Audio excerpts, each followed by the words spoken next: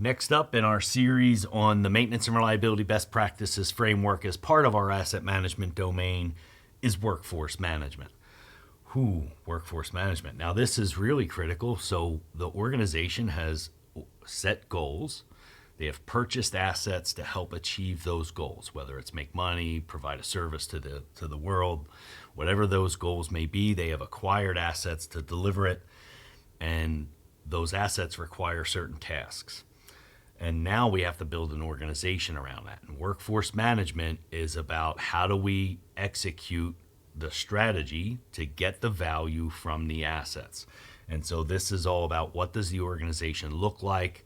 How many folks do I need? How many operators? How many maintenance folks? How many folks that have controls expertise or PLC skill sets versus electrical skill sets versus mechanical skill sets? This is all how we make sure we properly document the workload required to see the value from the assets and what skills are necessary.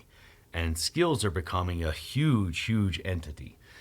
We're going to share just a little bit of information on why some of this is so critical. So if you're familiar with an organization called Scientific Management, Stephen Berry, great organization, they have been assessing mechanical aptitude and other skills since the early 1970s. And this chart is from them. And this is the average scores on the mechanical aptitude test for the entire time they've been providing this test. They collect all of the assessments, and these are the average scores. Now, what's interesting here is that we see in the early 90s to mid 90s a significant decline in mechanical aptitude. However, overlaid on top of this is the accidental death rate in the United States. And so what we see here is not only is mechanical aptitude dropping, but our death rate increases. And so we lack skills, and we're around heavy machinery. So it's incredibly important for us as reliability folks to document the skills necessary to take care of our equipment appropriately so that we keep our people safe and send them home in the same condition they arrived in.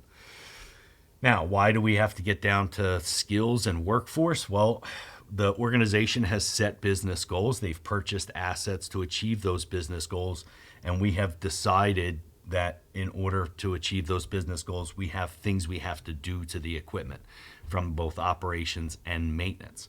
Those things require a specific number of people. How many operators do I need? How many leads do I need? How many electricians do I need? How many mechanics do I need? Et cetera, et cetera, et cetera.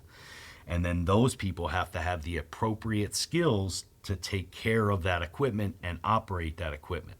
So not only do we have to understand all of the things necessary to achieve the business goals, we then translate that into what's the organizational size and what skill sets are necessary. And in a skill set perspective, we want to make sure we're putting together a skill matrix that very specifically defines all of the skills necessary to take care of the equipment or operate the equipment, and at what level are our people within that skill set.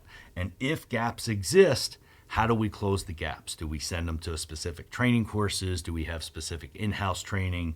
A skill matrix helps us not only identify what skills are necessary, but assess our people against those skills and identify how we're going to close the gaps.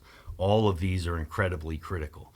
If you want more information on organizational planning, on skill matrix, and how do I create a skill matrix, contact us at reliabilityx.com. Email us at ask@reliabilityx.com. Don't forget to like and subscribe, and we'll see you soon.